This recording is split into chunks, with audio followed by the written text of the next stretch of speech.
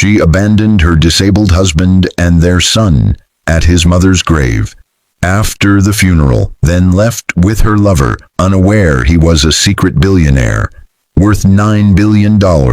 What he did next crushed her completely. The soil around his mother's grave was still wet when his life split in two, not with an accident or a diagnosis, but with a sentence meant to finish him. Rain traced slow lines down the headstone. Mourners whispered prayers. The sky sagged low and heavy.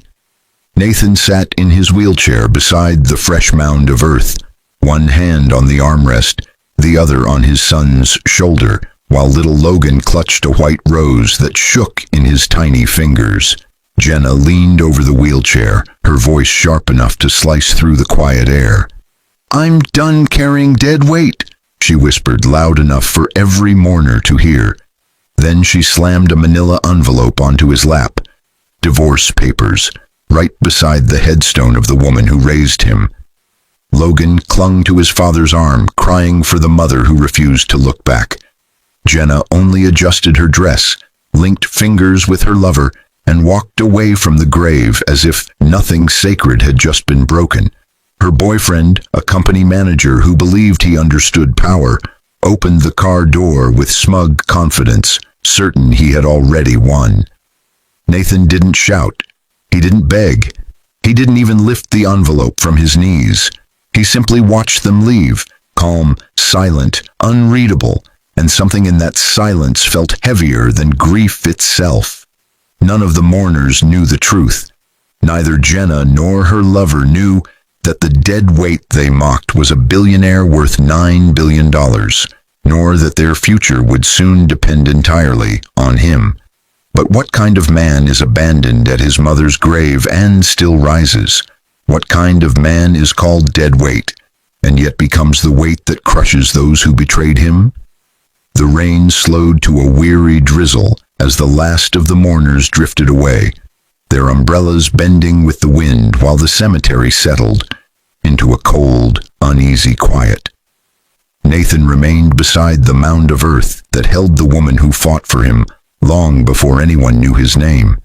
The scent of wet soil, wilted lilies, and fading perfume clung to the air, and the ground beneath his wheelchair felt uneven, as though even the earth flinched at what had just unfolded.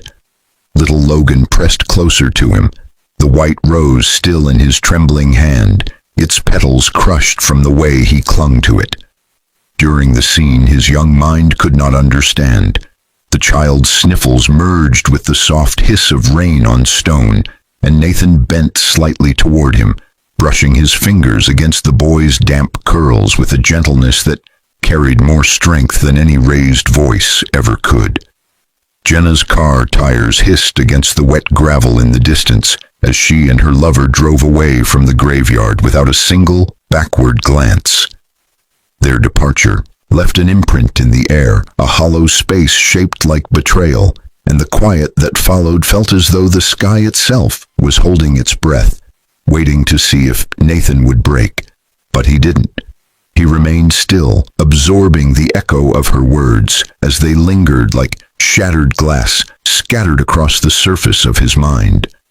The breeze shifted, sending a ripple through the cemetery trees, and the branches brushed against each other with a dry whisper that felt strangely like a warning. Nathan looked down at the manila envelope resting on his lap, its edges softened by rain, the ink beginning to smudge where her fingers had dug into it. He did not open it. The envelope held nothing he didn't already know. It held her intentions, not her heart, and he had felt those intentions tightening around him long before the funeral. The driver who had transported them to the graveside hovered several paces away, uncertain whether he should approach or pretend he had witnessed nothing. His eyes flicked nervously toward the parking lot where Jenna's car had disappeared minutes earlier, but he said nothing. There were no words large enough to wrap around what he had seen, and even if there were, Nathan did not need them. He lifted his gaze toward the horizon where rain clouds sagged low, heavy with the weight of endings, and felt a quiet clarity begin to settle in his chest.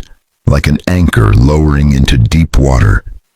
Logan tugged softly at his sleeve, his voice small and uneven. "Daddy, can we go home now?" Nathan lowered his head, meeting the boy's wide, uncertain eyes, and nodded.